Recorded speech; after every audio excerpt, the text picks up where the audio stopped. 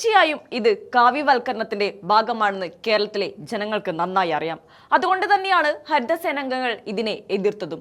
തലസ്ഥാന നഗരത്തിലെ ഹരിതകർമ്മ സേനാംഗങ്ങളുടെ യൂണിഫോമിൽ BJP ഭരണസമിതി ചില മാറ്റങ്ങൾ വരുത്തി. വർഷങ്ങളായി ഉപയോഗിച്ചു വന്ന പച്ച നിറത്തിലുള്ള കോട്ടുകൾക്ക് പകരം കാവി നിറത്തോട് സാമ്യമുള്ള പുതിയ കോട്ടുകൾ വിതരണം ചെയ്തിരിക്കുകയാണ്. ഹരിതകേരള മിഷന്റെ ഭാഗമായി 2017 ഈ സേന രൂപീകരിക്കപ്പെട്ടതു മുതൽ പച്ച നിറമായിരുന്നു ഇവരുടെ ഔദ്യോഗിക അടയാളം. എന്നാൽ BJP ഇപ്പോൾ കാണിച്ചിട്ടുള്ള ഈ പരിപാടി കേരളത്തിന്റെ മതേതര സാമൂഹിക ഘടനയെ തകിടം മറിക്കാനുള്ള ബോധപൂർവ്വ ശ്രമങ്ങളാണ്. കേന്ദ്ര സർക്കാരിന്റെ നിർദ്ദേശപ്രകാരമാണ് ഈ മാറ്റം വരുത്തിയതെന്ന മേയർ VV രാജേഷിന്റെ വിശദീകരണം വെറും പുകമറ മാത്രമാണ്.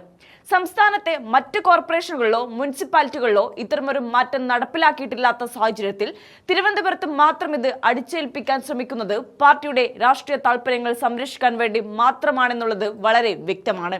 ഈ അനാവശ്യമായ നിറമാറ്റം ഹരിതകർമ്മ സേനാംഗങ്ങൾക്കിടയിൽ വലിയ തോതിലുള്ള അതൃപ്തിക്കും മാനസിക ബുദ്ധിമുട്ടുകൾക്കും കാരണമായിട്ടുണ്ട്. പുതിയ യൂണിഫോം അണിയാൻ വിസമ്മതിച്ച് പല അംഗങ്ങളും തുടക്കത്തിൽ രംഗത്ത് വന്നിരുന്നുവെങ്കിലും കോർപ്പറേഷൻ അധികൃതരുടെ കർശനമായ നിർദ്ദേശങ്ങൾക്കും സമ്മർദ്ദങ്ങൾക്കും വഴങ്ങി അനിഷ്ടത്തോടെയാണെങ്കിലും പലർക്കും ഇത് സ്വീകരിക്കേണ്ടി വന്നു. തങ്ങളുടെ ഉപജീവന മാർഗത്തെ ബാധിക്കുന്ന ഭയം മൂലമാണ് പലരും ഈ തീരുമാനത്തിന് മുന്നിൽ താൽക്കാലികമായി വഴങ്ങിയത്. ഒരു ജനകീയ സേവന മേഖലയെ തങ്ങളുടെ വർഗീയ താൽപര്യങ്ങൾക്കായി ഉപയോഗിക്കുന്ന BJPയുടെ ഇത്തരം തന്ത്രങ്ങൾ കേരളത്തിലെ പ്രബുദ്ധരായ ജനങ്ങൾക്കിടയിൽ വിലപ്പോവില്ലെന്നതാണ് വസ്തുത. കേരളത്തിന്റെ ചരിത്രത്തിൽ ഇന്നേ വരെ പൊതുജന സേവന മേഖലകളെ ഇത്തരത്തിൽ രാഷ്ട്രീയവൽക്കരിക്കാൻ അനുവദിച്ചിട്ടില്ല.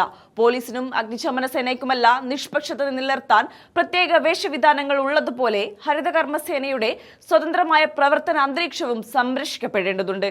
ഹരിതകർമ്മസേനയുടെ യൂണിഫോം മാറ്റത്തെ ചൊല്ലി ഉയർന്നു വന്നിട്ടുള്ള വിവാദം കേവലം ഒരു നിറത്തിന്റെ പ്രശ്നമല്ല, മറിച്ച് കേരളത്തിന്റെ തനതായ രാഷ്ട്രീയ സാമൂഹിക പശ്ചാത്തലത്തിലേക്ക് BJP നടത്തുന്ന ബോധപൂർവമായ കടന്നുകയറ്റത്തിന്റെ ലക്ഷണമാണെന്ന് തന്നെയാണ് പറഞ്ഞു വെക്കാനുള്ളത്. കേരളത്തിലെ ജനങ്ങൾ എന്നും കാത്തുസൂക്ഷിക്കുന്ന മതേതരത്വ മൂല്യങ്ങൾക്കും ജനാധിപത്യ ബോധത്തിനും മേലുള്ള വെല്ലുവിളിയാണ് ഭരണസമിതിയുടെ ഏകപക്ഷീയമായ തീരുമാനം. കേരളത്തിലെ ജനങ്ങൾ കൃത്യമായ രാഷ്ട്രീയ ബോധവും പ്രതികരണ ശേഷിയുമുള്ളവരാണ്. വടക്കേ ഇന്ത്യൻ സംസ്ഥാനങ്ങളിൽ നടപ്പിലാക്കുന്നത് പോലെയുള്ള പ്രതീകാത്മകമായ വർഗീയ തന്ത്രങ്ങളോ അജണ്ടകളോ കേരളത്തിന്റെ മണ്ണിൽ അത്ര എളുപ്പത്തിൽ വിജയിക്കുകയില്ല. വരും ദിവസങ്ങളിൽ കോർപ്പറേഷൻ കൗൺസിലിൽ പ്രതിപക്ഷ കക്ഷികൾ ഈ വിഷയമുയർത്തി ശക്തമായ പ്രക്ഷോഭങ്ങളിലേക്ക് നീങ്ങുമെന്നത് ഉറപ്പാണ്.